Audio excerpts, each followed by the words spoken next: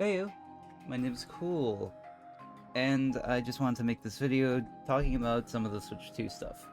But mainly, how I think third kids can still happen. I know. Timer starts now.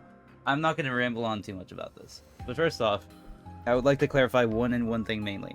Out of all the people in this community that have talked at length, way too much in length about this topic, I am the one that believes it will probably happen, and the person that least wants it to happen, mainly because of the whole badge hunting thing that I do.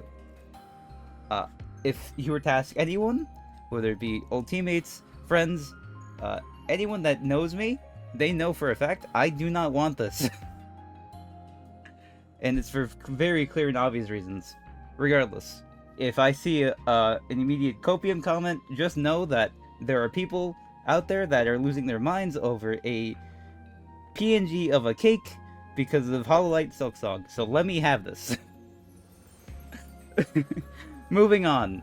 The main thing I want to get across with this video is that there are a few things that still make me believe that they are likely to occur and or happen. Mainly due to some of the things we have seen in the past year or so.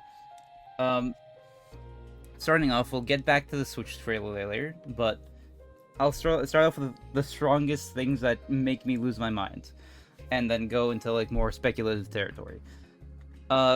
First off, we have the data mine done before by DM here on Twitter.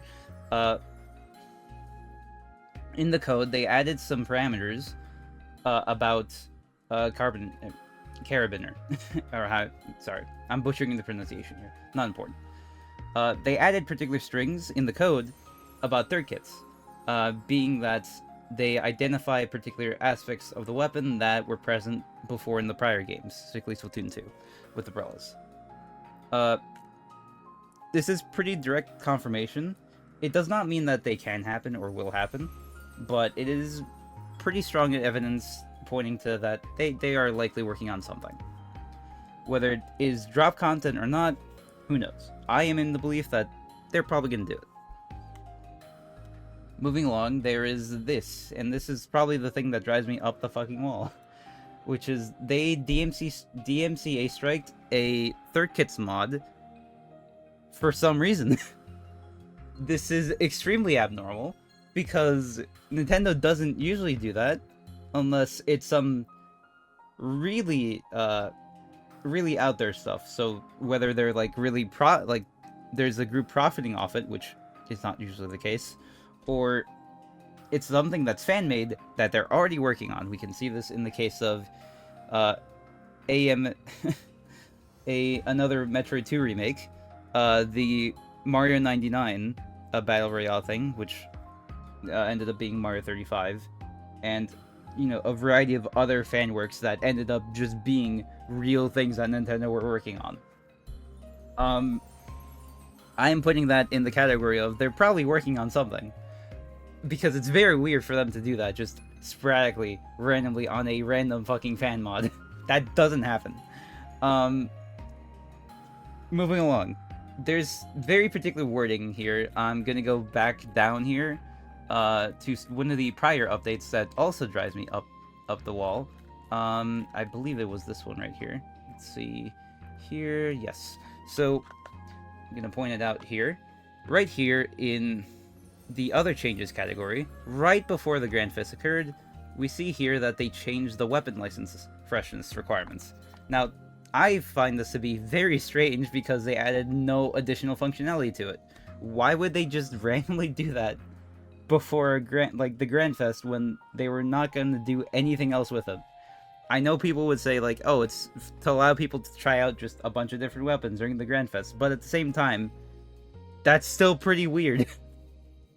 That's a very permanent change that I know could be defended as hey, they probably did that for new players that are stopping by to check it out. Which, fair, but still pretty weird.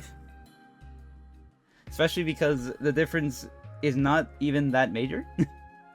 They didn't really change anything else, just, hey, here's an easy way to get a bunch of, like, Sheldon licenses. And that's it. Really weird, personally. That's a little bit more speculative. It could be, like, argued either way, but I find it very strange that they just randomly did that. More importantly, there's this. I'm taking it from the Japanese tweet, so that people don't get in my case. Specifically, this line right here being regular edition of content. This one personally drives me up the wall as well, because the devs are very clear on whether or not content is final. What I mean by that is, when it came to the Salmon Run map, they were very clear and stated very clearly that this is the last Salmon Run map. When it comes to other things, they are very clear about whether or not they're ending the content. It's happened in Splatoon 2, it's happened in prior games. Like, they are very cut and dry about it. Like, hey, this is the end of content. End of story. What the fuck is up with Twitter? Sorry. I looked at trending tabs. Ignore that. That is something alright. Moving on. This is from the prior patch notes, I believe. Specifically that they added some particular dev notes regarding some of the weapon buffs they did. And specifically, it was about the shot buff that people lost their minds over. Which was this line right here, that formed the benchmark for various other weapons. By improving these, we also intend to make room for future improvements of specifications for weapons with similar distance specializations as these weapons in future balance changes. I'm sorry if I misread that. It's very weird to me that they're basically saying it in a way that they're going to either have a massive patch or a massive amount of weapons coming out in the future. To me, this could go either way, but I just find this wording very strange. Moving along, this is, again, very speculative territory, and this is where we go back to the Switch 2 trailer, actually. Mainly being, the bit that everyone knows it for, which was this bit right here, where they show off the Joy-Con sliding. Sorry if it's a bit loud. Everyone in the community is losing their minds over this, because they take this as, this is going to be mouse implementation. You're going to be able to use the Joy-Con as like a pseudo mouse, basically. And I am in agreement with this, but it's debatable on whether or not they would do this for the next game, or if they're even going to do it at all. Right now it's very up in the air. I am in the belief that they are more willing and likely to do it for prior software than they are for a new Splatoon game. They're likely going to do it for a new Splatoon game, but I can see them implementing it first in a prior game, it being Splatoon 3. The reason I say that is they have a history of doing that. It hasn't been the first time where they just randomly implement and update a game just out of the fucking blue after, like, the regular content cycle. It's happened with a Mario Party where 2 years after the fact, they just randomly added online play.